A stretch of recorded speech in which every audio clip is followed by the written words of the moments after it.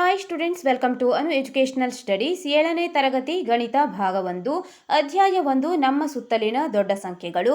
ಹಿಂದಿನ ವಿಡಿಯೋದಲ್ಲಿ ನಾವು ಪೇಜ್ ನಂಬರ್ 20ರಲ್ಲಿರುವಂತಹ 3 ಪ್ರಶ್ನೆಗಳಿಗೆ ಉತ್ತರಿಸಿದ್ದೇವೆ. ಈ ವಿಡಿಯೋದಲ್ಲಿ ಕಂಡುಹಿಡಿಯಿರಿ ಎಂದು ಕೊಟ್ಟಿರುವಂತಹ 5 ಪ್ರಶ್ನೆಗಳಿಗೆ ಉತ್ತರಿಸೋಣ. ಮೊದಲನೇ ಪ್ರಶ್ನೆ, 10 ಅಂಕಿಗಳ ಒಂದು ಸಂಖ್ಯೆಯನ್ನು ಸೃಜಿಸಲು 0ಯಿಂದ 9ರವರೆಗಿನ ಎಲ್ಲ ಅಂಕಿಗಳನ್ನು ಒಂದು ಬಾರಿ ಮಾತ್ರ ಬಳಸಿ ಬ್ರಾಕೆಟ್ನಲ್ಲಿ ಮೊದಲ ಅಂಕಿ 0 ಆಗಬಾರದು ಎಂದು ಕೊಟ್ಟಿದ್ದಾರೆ. ಇವುಗಳನ್ನು ಬರೆಯಿರಿ ಎಂದು ಕೊಟ್ಟಿದ್ದಾರೆ. ಮೊದಲನೇ ಪ್ರಶ್ನೆ ಎ ಪ್ರಶ್ನೆ, 5ರ ಅತಿ ದೊಡ್ಡ ಗುಣಕ. 0ಯಿಂದ 9ರವರೆಗಿನ ಅಂಕಿಗಳನ್ನು ಬಳಸಿಕೊಂಡು ನಾವು 5ರ ಅತಿ ದೊಡ್ಡ ಗುಣಕವನ್ನು ಕಂಡುಹಿಡಿಯಬೇಕು. ಬರೆಯಿರಿ. ದೊಡ್ಡ ಸಂಖ್ಯೆಯನ್ನು ಮಾಡಲು ಸಂಖ್ಯೆಗಳನ್ನು ಅವರೋಹಣ ಕ್ರಮದಲ್ಲಿ ಜೋಡಿಸಬೇಕು. ಅವರೋಹಣ ಎಂದರೆ ಇಳಿಕೆ ಕ್ರಮ ಎಂದು ನೀವು ತಿಳಿದುಕೊಳ್ಳಿ. ಅವರೋಹಣ ಕ್ರಮ, ಇಳಿಕೆ ಕ್ರಮದಲ್ಲಿ ನಾವು ಈಗ 0ಯಿಂದ 9ರವರೆಗಿನ ಸಂಖ್ಯೆಗಳನ್ನು ಜೋಡಿಸೋಣ. ಜೋಡಿಸಿದಾಗ 9, 8, 7, 6, 5, 4, 3, 2, 1, 0. ಇಲ್ಲಿ ನಾವು ಇಳಿಕೆ ಕ್ರಮದಲ್ಲಿ 9ರಿಂದ 0ವರೆಗಿನ ಸಂಖ್ಯೆಗಳನ್ನು ಬರೆದಿದ್ದೇವೆ. 5ರ ಗುಣಾಕಾರವಾಗಲು ಅದು 0 ಅಥವಾ 5ರಿಂದ ಕೊನೆಗೊಳ್ಳಬೇಕು. ಇದನ್ನು ನೀವು ಹಿಂದಿನ ತರಗತಿಗಳಲ್ಲಿ ಕಲಿತಿದ್ದೀರಿ.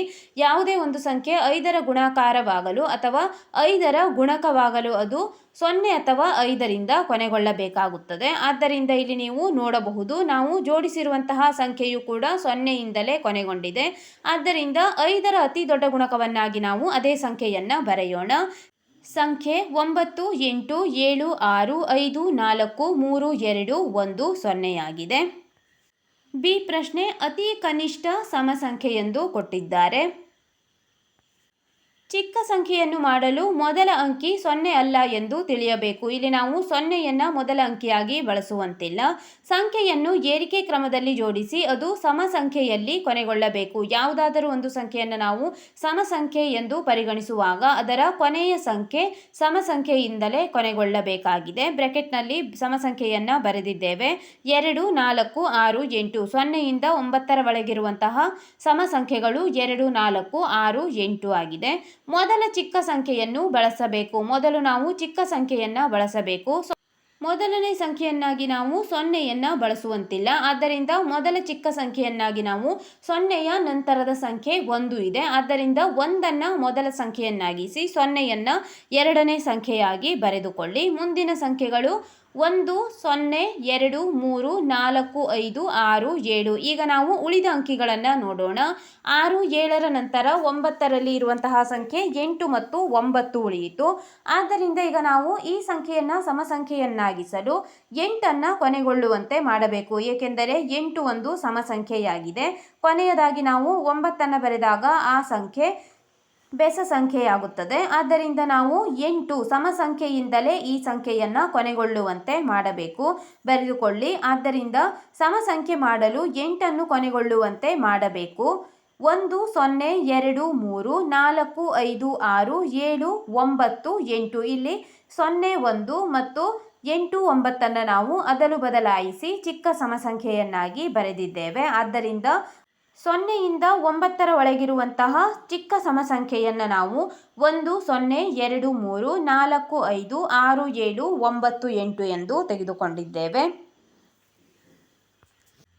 ಎರಡನೇ ಪ್ರಶ್ನೆ, 10,30,285. ಈ ಸಂಖ್ಯೆ ಪದಗಳಲ್ಲಿ 10,30,285. ಇದರಲ್ಲಿ 43 ಅಕ್ಷರಗಳಿವೆ. ಗರಿಷ್ಠ ಸಂಖ್ಯೆಯ ಅಕ್ಷರಗಳಿರುವ 7 ಅಂಕಿಯ ಒಂದು ಸಂಖ್ಯೆಯನ್ನು ಹೆಸರಿಸಿ ಎಂದು ಹೇಳಿದ್ದಾರೆ. ಇಲ್ಲಿ ನೀವು ಗಮನಿಸಬಹುದು, ಪದಗಳಲ್ಲಿ ನೋಡಿ 10,30,285. ಇಲ್ಲಿ ಈ ಪದಗಳನ್ನು ನೀವು ಎಣಿಸಿದಾಗ 43 ಅಕ್ಷರಗಳನ್ನು ಪಡೆಯಲು ಸಾಧ್ಯವಿಲ್ಲ. ನೀವು ಇಂಗ್ಲಿಷ್ನಲ್ಲಿ ಈ ಪದಗಳನ್ನು ಬರೆದುಕೊಳ್ಳಬೇಕು. ಅಂದರೆ 10,30,285. ಈ ರೀತಿಯಾಗಿ ಬರೆದಾಗ ನಾವು ಇಂಗ್ಲಿಷ್ ಅಕ್ಷರಗಳನ್ನು 43 ಅಕ್ಷರಗಳಾಗಿ ಪಡೆಯಬಹುದು. ಬರೆಯೋಣ. ಸಂಖ್ಯೆ ಬರೆಯಿರಿ. 10,30,285. 43 ಅಕ್ಷರಗಳನ್ನು ಪಡೆಯುವಾಗ ನಾವು ಇಂಗ್ಲಿಷ್ನಲ್ಲಿ ಬರೆಯಬೇಕು 10,30,285. ಈ ಎಲ್ಲ ಸಂಖ್ಯೆಗಳನ್ನು ಇಂಗ್ಲಿಷ್ನಲ್ಲಿ ಬರೆದಾಗ ನೀವು ಎಲ್ಲ ಲೆಟರ್ಸ್ಗಳನ್ನು ಎಣಿಸಿದಾಗ 43 ಅಕ್ಷರಗಳನ್ನು ಪಡೆಯಬಹುದಾಗಿದೆ. ಆದ್ದರಿಂದ 43 ಅಕ್ಷರಗಳು ಇಂಗ್ಲಿಷ್ನಲ್ಲಿ ಎಂದು ಬರೆದುಕೊಳ್ಳಿ. ಗರಿಷ್ಠ ಸಂಖ್ಯೆಯ ಅಕ್ಷರವನ್ನು ಹೊಂದಿರುವ 7 ಅಂಕಿಯ ಸಂಖ್ಯೆಯನ್ನು ಬರೆಯಲು ಹೇಳಿದ್ದಾರೆ. ನಾವು ಗರಿಷ್ಠ ಸಂಖ್ಯೆಯ ಅಕ್ಷರಗಳನ್ನು ಹೊಂದಿರುವಂತಹ 7 ಅಂಕಿಯ ಸಂಖ್ಯೆಯನ್ನಾಗಿ 77,777 ಈ ಸಂಖ್ಯೆಯನ್ನು ಬರೆದಿದ್ದೇವೆ. ಈಗ ಇಂಗ್ಲಿಷ್ ಅಕ್ಷರಗಳಲ್ಲಿ ಬರೆದಾಗ 77,77,777 ಆಗಿದೆ. ಈಗ ನೀವು ಇಲ್ಲಿ ಇಂಗ್ಲಿಷ್ಗಳಲ್ಲಿ ಅಕ್ಷರಗಳನ್ನು ಎಣಿಸಬಹುದು. ಒಟ್ಟು 60 ಅಕ್ಷರಗಳನ್ನು ಪಡೆದಿದ್ದೀರಿ. ಇದು ಗರಿಷ್ಠ ಸಂಖ್ಯೆಯ ಅಕ್ಷರಗಳನ್ನು ಹೊಂದಿರುವ 7 ಅಂಕಿಯ ಸಂಖ್ಯೆಯಾಗಿದೆ. 77,77,777 ಎಂದು ಬರೆದುಕೊಳ್ಳಿ. ಮೂರನೇ ಪ್ರಶ್ನೆ, ಯಾವುದೇ 2 ಅಂಕಿಗಳನ್ನು ಪರಸ್ಪರ ಬದಲಾಯಿಸಿದಾಗ ಅತಿ ದೊಡ್ಡ ಸಂಖ್ಯೆ ಬರುವಂತೆ 9 ಅಂಕಿಯ ಒಂದು ಸಂಖ್ಯೆಯನ್ನು ಬರೆಯಿರಿ. ಅಂತಹ ಎಷ್ಟು ಸಂಖ್ಯೆಗಳಿವೆ ಎಂದು ಕೇಳಿದ್ದಾರೆ. ಈಗ ನಾವು ಯಾವುದೇ 2 ಅಂಕಿಗಳನ್ನು ಪರಸ್ಪರ ಬದಲಾಯಿಸಿದಾಗಲೂ ಕೂಡ ಅತಿ ದೊಡ್ಡ ಸಂಖ್ಯೆ ಬರುವಂತೆ 9 ಅಂಕಿಯ ಒಂದು ಸಂಖ್ಯೆಯನ್ನು ಬರೆಯಬೇಕು. 9 ಅಂಕಿಗಳಿಂದ ಮಾಡಬಹುದಾದಂತಹ ದೊಡ್ಡ ಸಂಖ್ಯೆಯನ್ನು ನಾವು ಇಳಿಕೆ ಕ್ರಮದಲ್ಲಿ ಬರೆಯಬೇಕಾಗುತ್ತದೆ. ಬರೆಯಿರಿ. 9, 8, 7, 6, 5, 4, 3, 2, 1. ಈ ಸಂಖ್ಯೆಯು ಬೇರೆ ಬೇರೆ ಅಂಕಿಗಳಿಂದ ಮಾಡಬಹುದಾದ ಅತಿ ದೊಡ್ಡ 9 ಅಂಕಿಯ ಸಂಖ್ಯೆಯಾಗಿದೆ. ಈ ಸಂಖ್ಯೆಯಲ್ಲಿ 9, 8 8, 9 ಎಂದು ಮತ್ತು 8, 7 7, 8 ಎಂದು ಬದಲಿಸಬಹುದು. ಇಲ್ಲಿ ನೀವು ನೋಡಿ, ಮೊದಲನೇ 2 ಸಂಖ್ಯೆ 9 ಮತ್ತು 8 ಇದೆ. ಈ ಸಂಖ್ಯೆಯನ್ನು ಅದಲು ಬದಲು ಮಾಡಿದಾಗ 8, 9 ಎಂದು ನಾವು ತೆಗೆದುಕೊಳ್ಳಬಹುದು. ಮತ್ತು 2 ಮತ್ತು 3ನೇ ಸಂಖ್ಯೆ 8, 7 ಇದೆ. ಅದನ್ನು ನಾವು 7, 8 ಎಂದು ಕೂಡ ಬದಲಿಸಬಹುದು. ಹೀಗೆ ಬದಲಿಸಿ ಇಡಬಹುದಾದ ಒಟ್ಟು 8 ಸಂಖ್ಯೆಗಳನ್ನು ಸುಲಭವಾಗಿ ಬರೆಯಬಹುದು. ಈ ರೀತಿಯಾಗಿ ಬದಲಿಸಿ ನಾವು ಒಟ್ಟು 8 ಸಂಖ್ಯೆಗಳನ್ನು ಸುಲಭವಾಗಿ ಬರೆಯಬಹುದಾಗಿದೆ. ಉದಾಹರಣೆಯಾಗಿ ನೋಡಿಕೊಳ್ಳಿ. ಇಲ್ಲಿ ಉದಾಹರಣೆಯಲ್ಲಿ ನಾವು ಮೊದಲನೇ ಸಂಖ್ಯೆ ಮತ್ತು 2ನೇ ಸಂಖ್ಯೆಯನ್ನು ಬದಲಾಯಿಸಿ ಇಟ್ಟಿದ್ದೇವೆ. 2ನೇ ಸಂಖ್ಯೆಯನ್ನು 1ನೇ ಸಂಖ್ಯೆಯನ್ನಾಗಿ, 1ನೇ ಸಂಖ್ಯೆಯನ್ನು 2ನೇ ಸಂಖ್ಯೆಯನ್ನಾಗಿ 8 ಮತ್ತು 9 ಎಂದು ಬರೆಯಲಾಗಿದೆ. 8, 9, 7, 6, 5, 4, 3, 2, 1. ಇದು ಒಂದು ಉದಾಹರಣೆ ಎಂದು ಬರೆದಿದ್ದೇವೆ. ಪ್ರಶ್ನೆ ನಂಬರ್ 4, 1 2 3 4 5, 1 2 3 4 5, 1 2 3 4 5, 1 2 3 4 5. ಈ ರೀತಿಯಾಗಿ 1 2 3 4 5 ಈ ಸಂಖ್ಯೆಯನ್ನು 4 ಬಾರಿ ಬರೆದಿದ್ದಾರೆ.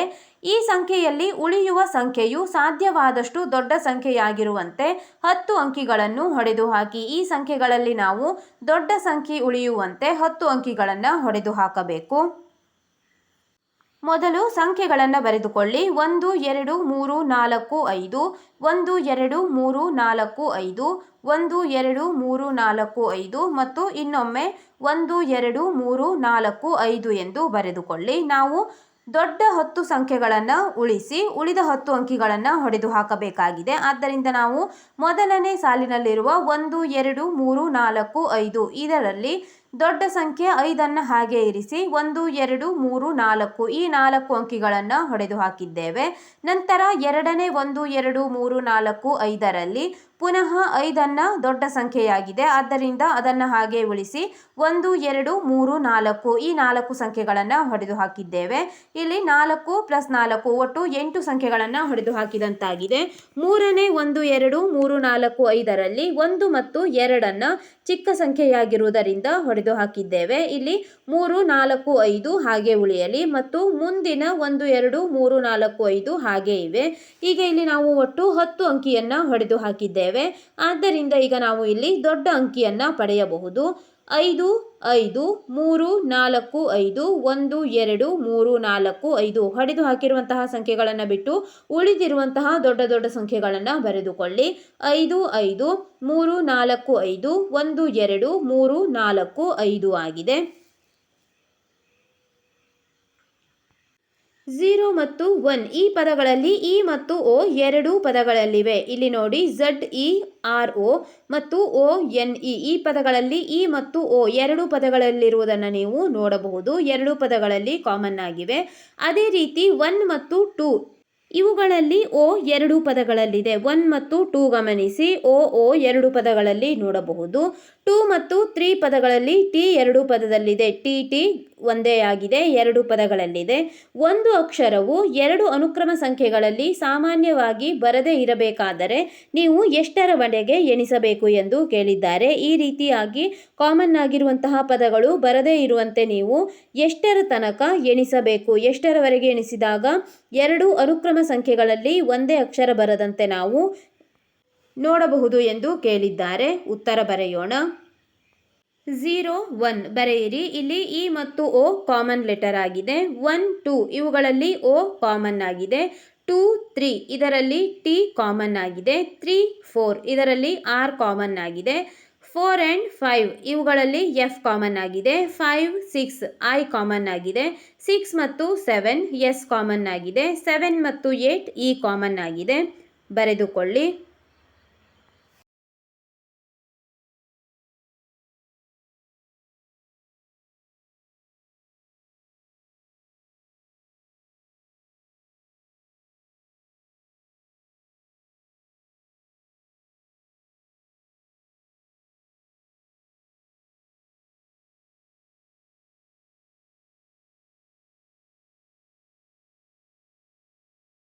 ಏಯ್ಟ್, 9 ಇವುಗಳಲ್ಲಿ ಐ ಕಾಮನ್ ಆಗಿದೆ. 9, 10 ಇದರಲ್ಲಿ ಎನ್ ಕಾಮನ್ ಆಗಿದೆ ಮತ್ತು ಇ ಕೂಡ ಕಾಮನ್ ಆಗಿದೆ.